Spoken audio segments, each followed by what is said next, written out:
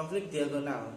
Konflik diagonal yaitu konflik yang disebabkan oleh penipuan, yaitu alokasi sumber daya di seluruh organisasi yang menyebabkan organisasi ekstrim. Seperti contoh konflik tentang apa yang terjadi dengan Aceh.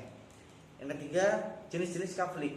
Ada 5 jenis konflik dalam kehidupan sosial. Yang pertama, konflik di dalam individu, konflik antar individu. Yang ketiga, konflik antara individu dan kelompok. Yang keempat, konflik antar kelompok. Yang kelima, konflik antar organisasi.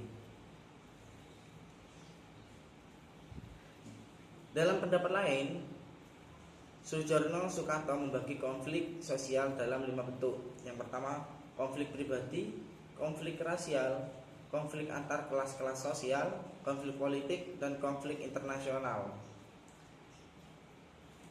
Faktor-faktor penyebab konflik. Dalam ilmu sosiologi berpendapat bahwa penyebab konflik adalah adanya hubungan sosial, ekonomi, dan politik yang akarnya adalah perebutan sumber harta, satu sosial dan kekuasaan. Kemungkinan sangat terbatas dan penyebarannya tidak merata di masyarakat. Yang pertama, faktor manusia, yaitu adanya kepemimpinan yang tidak adil.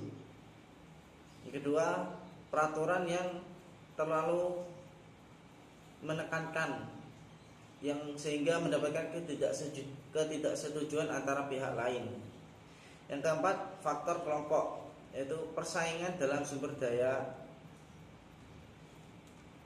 Yang kedua, setiap unit di organisasi menghaluskan sendiri dalam fitur, tugas, dan bidang. Teori konflik sosial. Teori konflik sosial merupakan antitesis dari teori fungsi struktural yang sangat mengedepankan tatanan sosial. Teori konflik berkaitan dengan konflik dalam sistem sosial dan konflik. Teori konflik melihat bahwa tidak selamanya ada dalam masyarakat. Pasti ada bukti bahwa mengalami konflik dan ketegangan dalam masyarakat manapun. Yang kedua, teori konflik juga melihat adanya dominasi, paksaan, dan kekuasaan dalam masyarakat. Teori konflik juga berbicara tentang berbagai otoritas. Otoritas menciptakan superioritas dan subordinasi. Perbedaan antara bagian atas dan bagian bawah dapat menimbulkan konflik kepentingan yang berbeda. Yang terakhir yaitu dampak-dampak konflik dalam masyarakat. Adanya konflik pasti terdapat dampak-dampak yang dapat membawa perubahan baik dalam individu, kelompok, atau organisasi. Dampak-dampak tersebut dibagi menjadi 2, yaitu dampak positif dan dampak negatif.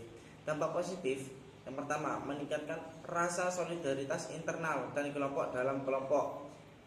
Yang kedua, konflik dalam masyarakat biasanya mendorong orang-orang yang awalnya pasif untuk memainkan peran tertentu dalam masyarakat, sehingga terjadi perubahan yang awalnya pasif menjadi aktif. Yang kedua, dampak negatif, hancurnya kesatuan kelompok. Hal ini tentu saja dapat menjadi dampak karena jika konflik tidak diselesaikan dengan baik dan kekerasan atau perang terjadi, persatuan kelompok akan mengalami kehancuran. Yang kedua, kepribadian individu yang berubah. Artinya di dalam suatu kelompok yang sedang mengalami konflik, maka seseorang atau sekelompok orang semula tenang, terutama jika konflik mengarah kekerasan, pasien bersifat kekerasan, agresif, dan mudah marah. Sekian dari saya. Wassalamualaikum warahmatullahi wabarakatuh.